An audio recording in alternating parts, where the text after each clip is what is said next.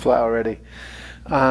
You know my quest for cheap tellies. It's a little bit of a mania for me.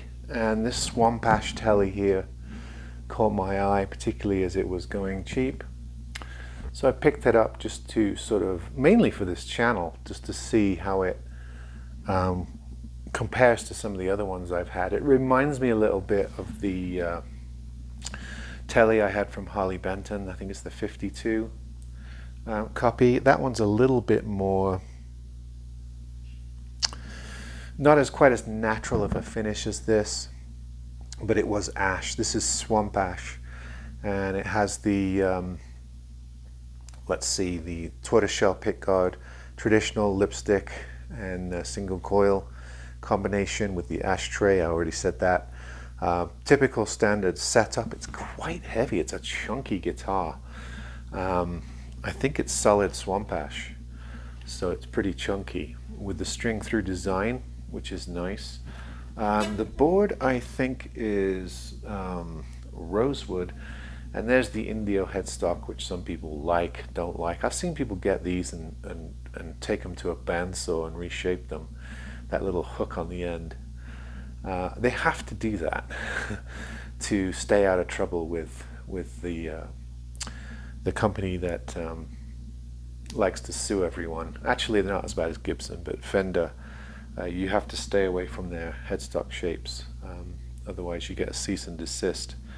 I think this one arrived rough, I must say. I've had a few Monoprice guitars now. I've had a few Indio line guitars.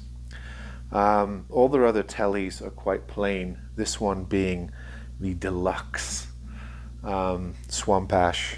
I think it's the DLX. Is the Indio Ash Deluxe, I think maybe is the technical name for it. It's not bad. It's if you can get it for around $220, I think it's a decent little deal. Getting up towards $300, I would probably argue there might be better things out there. Fairly normal. All these pickups sound very similar to me. You know, whether it's the Roswell with the Harley Benton. I'm not sure what these are in the Indios, but all of these budget guitar companies are probably using very, very similar powered pickups. There are one or two companies that have really weak ones, but all of the companies that I've had lately, if it be from Thomann with Harley Benton, or if it be from what's the company that does the SX guitars, you know what I mean, or these from Monoprice, they all seem to have very, very similar pickups, to my ears anyway. I'm not a pickup fetishist. I'm a person that believes that sound comes from fingers and amp settings. Of course, there are some, when you do some pickup comparisons, it's night and day, but for a lot of these companies, it's very small increments.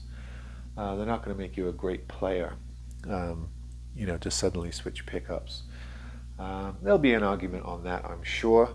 Great mod platform, pretty heavy though. That's going to put some people off. I didn't weigh it, but it's a heavy guitar. The neck is really nice. It's not finished. It looks like rock maple.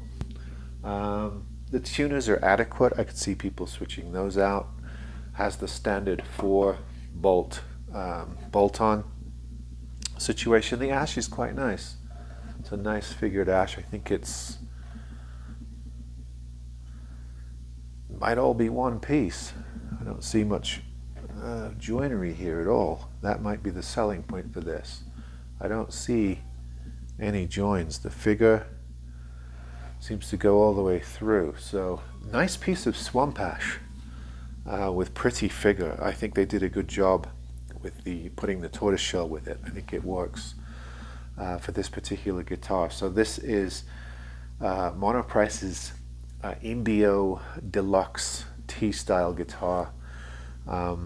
I'll put the proper technical name in the description. It needed some setup. What did it need? Well, the fret ends were really bad, really protruding.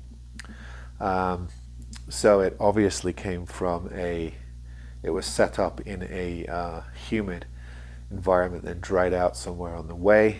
That's pretty normal for me. It might put some of you off. But I had to take the fret end beveler to it and a three-cornered file and just knock off the burrs off those corners, reshape the ends a little bit, set the action, normal stuff. Won't put off people that have learned how to do that stuff. It will put off people that have to take it to a luthier or a shop. But that's the case with just about all of these guitars, really. You might get one of these out of the box that's perfect. Chances are, I would say, you'd have to do some setup. So, does it absolutely thrill me? Not really. Is it a competent T-style guitar? Yeah, I think this is a really nice guitar. I think somebody could take this and maybe upgrade it a little bit and make something really nice out of it. If they like the weight and the balance of it, it is really heavy. But it looks like one chunk. I can't see any joins at all. At all. Let me give you a good look at that figure. I don't see any joins at all. That looks like one piece all the way through. Cut on the slab, I think, and it gives it that sort of wavy figure look. A lot of swamp ash guitars go for that sort of look. So there you go. Very competent, nice T-style, Tele-style guitar from Monoprice in their Indio line.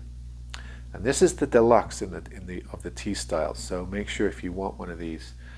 I don't think they have as many of these. They don't seem to be available all the time. So I'll probably throw this on my Reverb page in the next day or so.